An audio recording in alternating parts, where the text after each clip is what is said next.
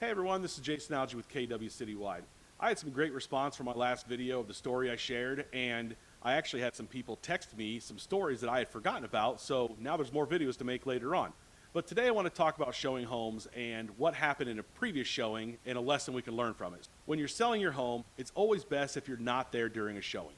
Buyers, when they're showing a house with the seller there, can be really closed off. They just don't look at the house the same way because they don't want to say anything that offends the seller. And that's okay.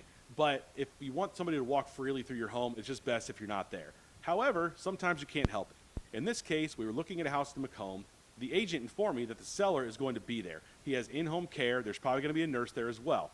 No problem. We'll make it work. It'll be fine. So we get to the house, and I inform my buyer that there's going to be somebody inside the house, probably with a nurse. No problem. We make it work. So we go in, we greet the nurse. The nurse says yes, he's in bed in the back of the home. They actually transitioned the dining room into his bedroom because he could no longer go upstairs where all the bedrooms were. So we start upstairs, we check it out. It's a nice house. But then we get to the living room, which goes back to the kitchen and then over to the dining room. And the nurse informed us that he's laying in bed in the dining room and just walk right past him to get to the garage. And that was the problem. We had to go through the dining room to get to the garage. So we did have to walk by the bed. Well, as we get to the dining room, we turn and look, and we see the guy laying in bed, but he has a white sheet on, and the sheet is all the way over his head. He was motionless. He looked like he was dead. I glanced over to my buyer, and her eyes were this big.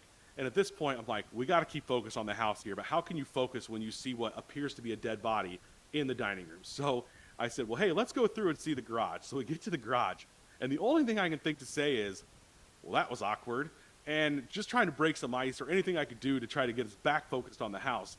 At that point, the buyer was pretty much done. Like she was absolutely a mess after that, almost laughing, almost crying. But it was quite the story. But the biggest problem is we had to go back through the room to get outside the house. There was no garage door opener on the garage, so we could just go out the front door. So back through we go, through the dining room, through the motionless guy with the sheet over his head, and we ended up leaving the house. But it was quite a story, one of my favorite showings I've ever had.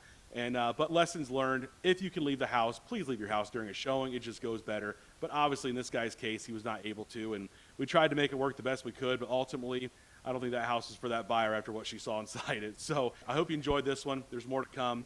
If there's anything I can do to help you in real estate, any questions, if you'd like to see a home, if you'd like me to talk about your home to sell it, I'm more than happy to help. My number is 419-306-6015. And if you like these stories, feel free to like my page or share it with somebody who may like them. There's more to come.